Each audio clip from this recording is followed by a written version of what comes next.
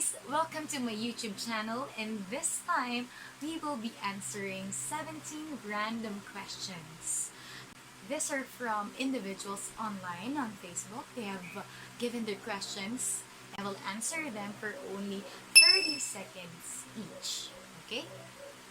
Let's do it. Okay, so first question from Miss Amalia S. Ravello. How this pandemic affected you as a mother in rearing your baby, considering the personality that you are? It is very, very difficult for me as a mother to take good care of my baby right now because I have fear, I have anxiety, and others. And it bothers me because this pandemic really is a scary one.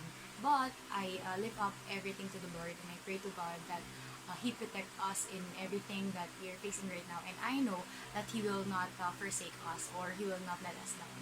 So I just continue doing what I have to do as a mother, and I just keep on praying. Okay, next question. From Mark Aquino. Pinakamahirap na question.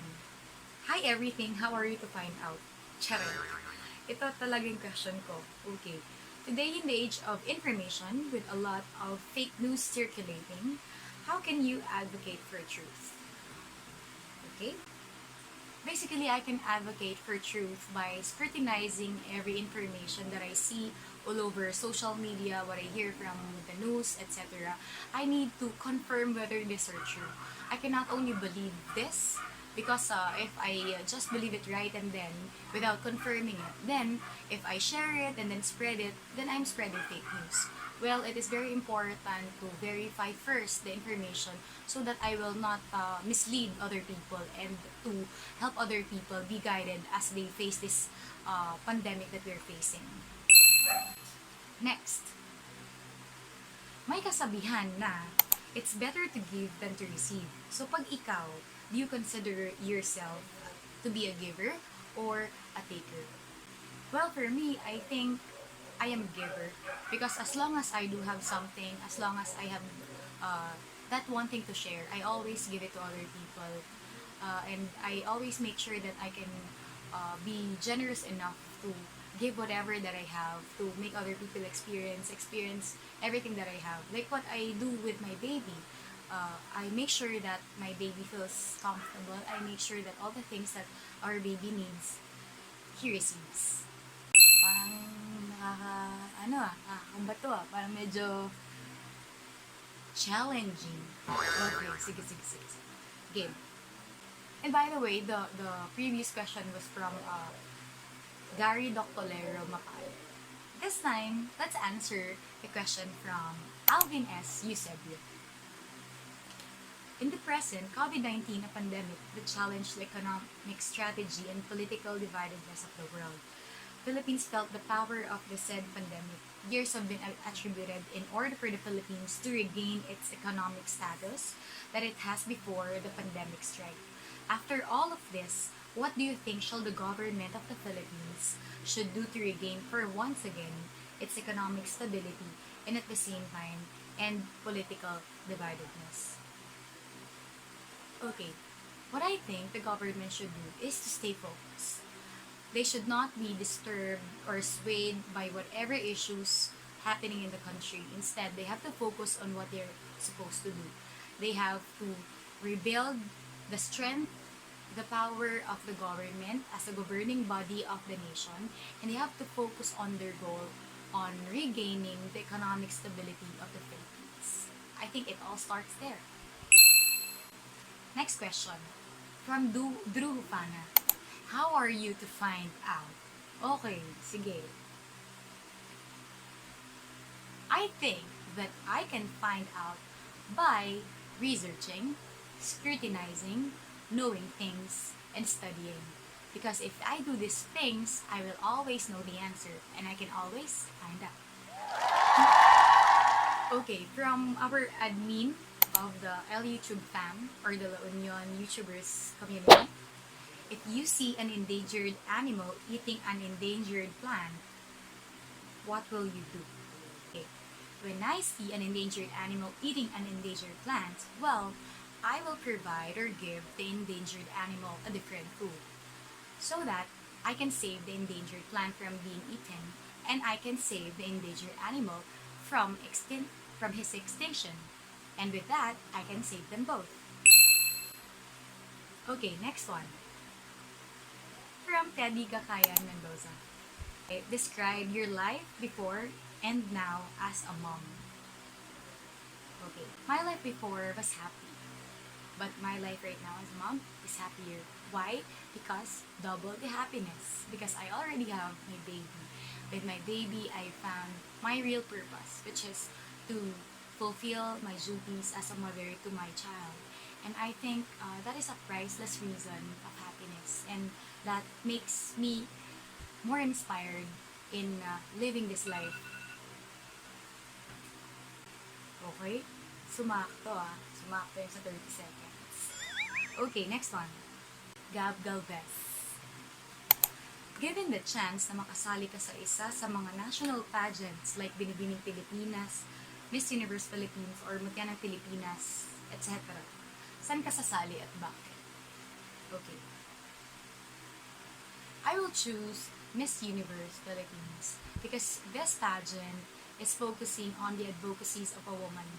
It exposes the substance of a woman, the strength of a woman, her prowess in talking and speaking with other people and inspiring more lives. I think that is something that suits my personality and my goal, which is to inspire more lives.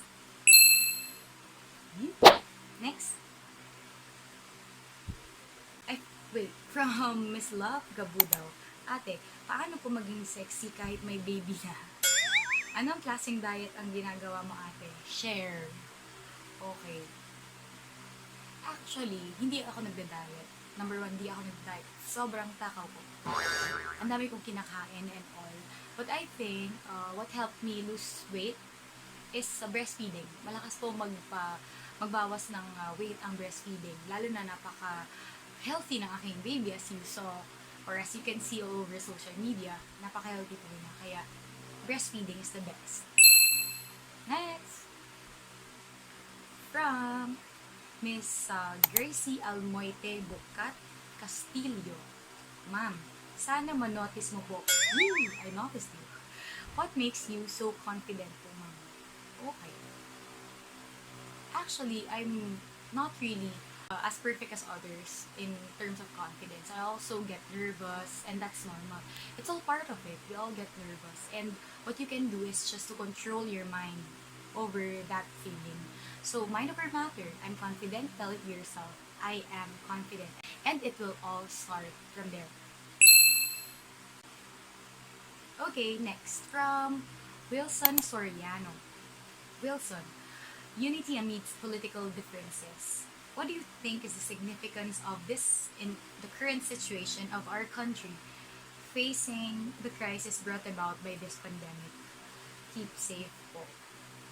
Unity is really the answer right now, because no matter how the government, the volunteers, civil society, and other people are trying to solve this pandemic, if there is no unity, if we are still divided politically and others, well, we can never solve this.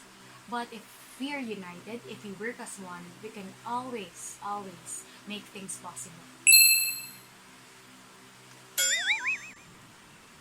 Next.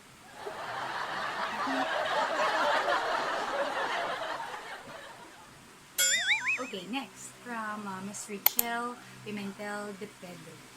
What is success for you? Okay. For me, success is fulfillment.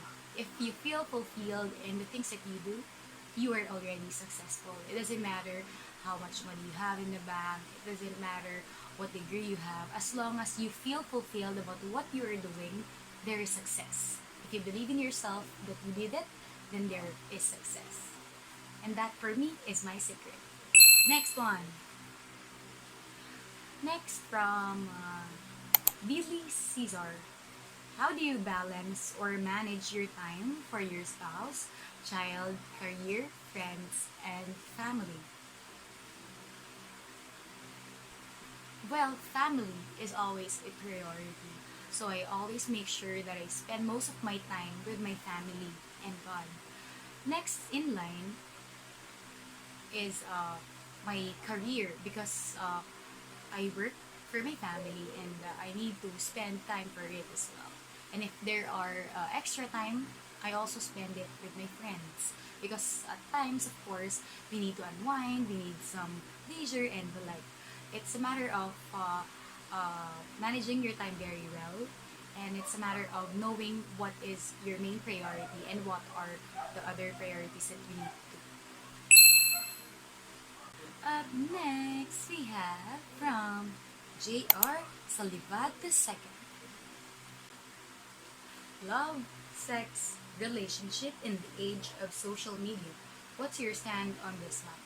Well, right now, of course, everything is made easier, but we should always be mindful of how we use or utilize social media in these things, because these are very serious things that we have to consider. Not everything that we see in social media is true, so we have to think first before clicking, and we have to be mindful of deciding whether to involve yourself in love, sex, or relationship, even in just meeting people on social media. Next one. From Miss Kim Pukutan. What do you do if you see a parent berating a child?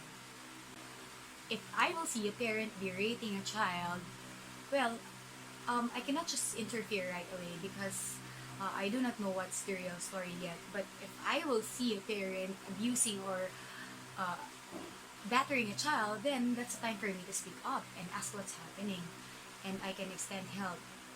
And I think it's also right to respect whatever that parent is doing, as long as it's not exceeding to its limit.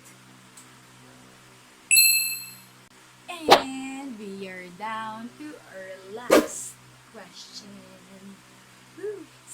How do you handle negative comments from bashers? Okay. Bashers, abangers, or whatever you call them, they will always be there. But take things positively.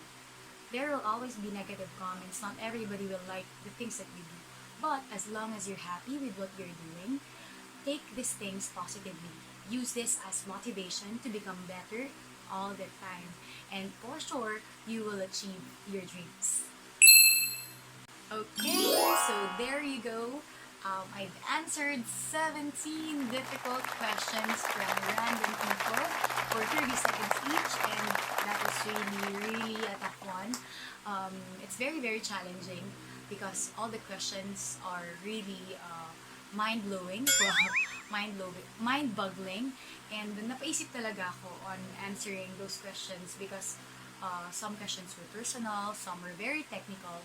But I would like to thank you all, especially to those who gave me the questions. Thank you very much for giving me those questions. I hope that you guys learned from the things that we talked about this time. At syempre, I hope that I inspired you in some ways.